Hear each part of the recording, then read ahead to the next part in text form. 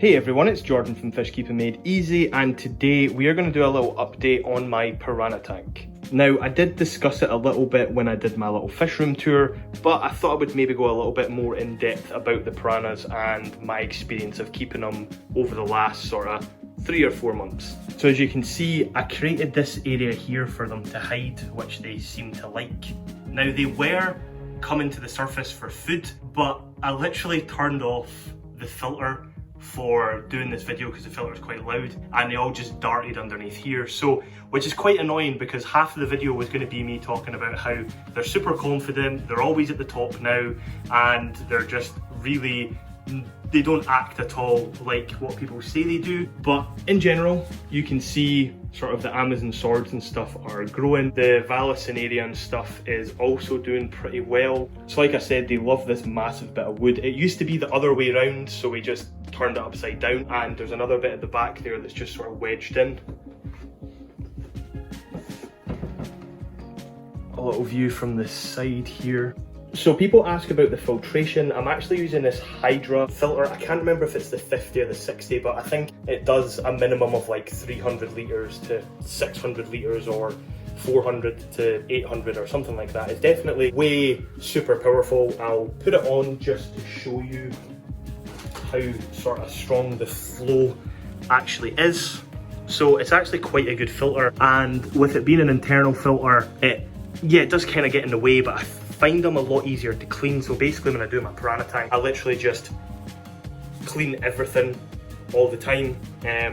You can see here. So I was going to feed the piranha.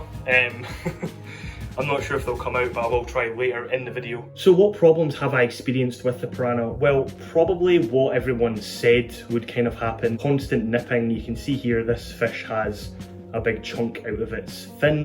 It's not really that big an issue, if I'm being completely honest. They grow back super quick, and it's not really that much of an issue as long as you're keeping the water clean and all that kind of thing. The piranha seem to be like kind of bulletproof when it comes to stuff like that. The only issue I've had is sort of feeding aggression. If I feed something that, for example, when I feed earthworms, because they're kind of big, what kind of happens is one fish sort of swims around with it, and although there's plenty of them in the tank, the other fish seem to chase that other fish around and by mistake are kind of, you know, biting at it and nipping at it, and sometimes they take chunks out of each other, and sometimes these chunks can be sort of fatal.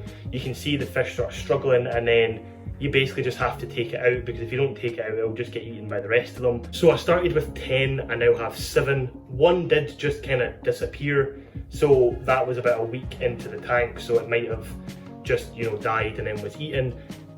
One other one I had to take out myself because it had such a big chunk out of it, and another one I basically just found its head floating around. So they are kind of savage in that way, which is quite unfortunate, but that is sort of the reality of keeping piranha. Some people say they don't have as much issues with piranhas nipping each other and eating each other and things like that. It seems to be 1 or 2 of the larger males seem to be the problem, but as you can see here, when they're actually scared, they all just kind of hide together and they don't really do much.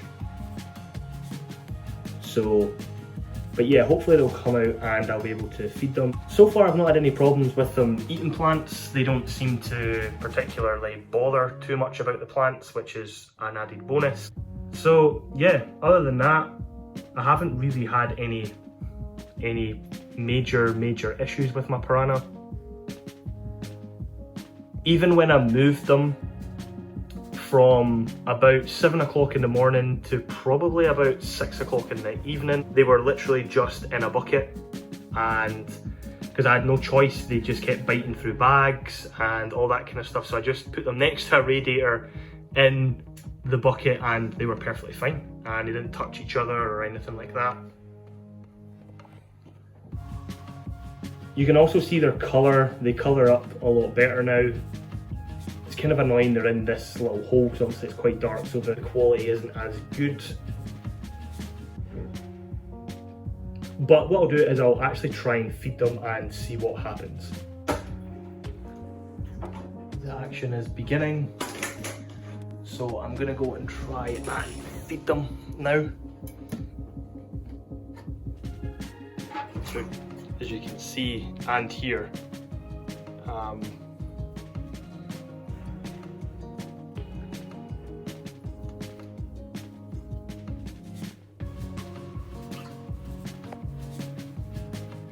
They're a lot more confident than, they're just easily kind of spooked, and then they need something to sort of, you can give them a little bit of time really, but yeah. You can see I get worried they're going to jump out the bloody tank. Jesus, it's got hit by some splashing, but yeah, look at the fantastic colour on them. They've got a kind of nice grey, blue kind of colour to them. They absolutely love these mealworms, which are a great choice actually for food, because you can get this food at any sort of big chain pet shop.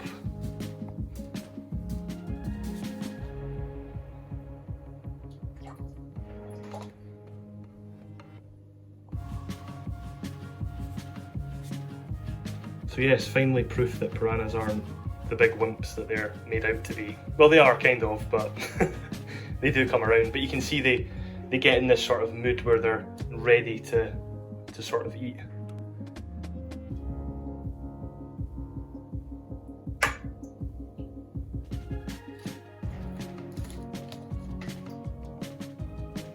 The only thing is there is like loads of little particles that come from these worms, which is kind of annoying. But they don't seem to really, like, you just kind of get them all floating at the top here.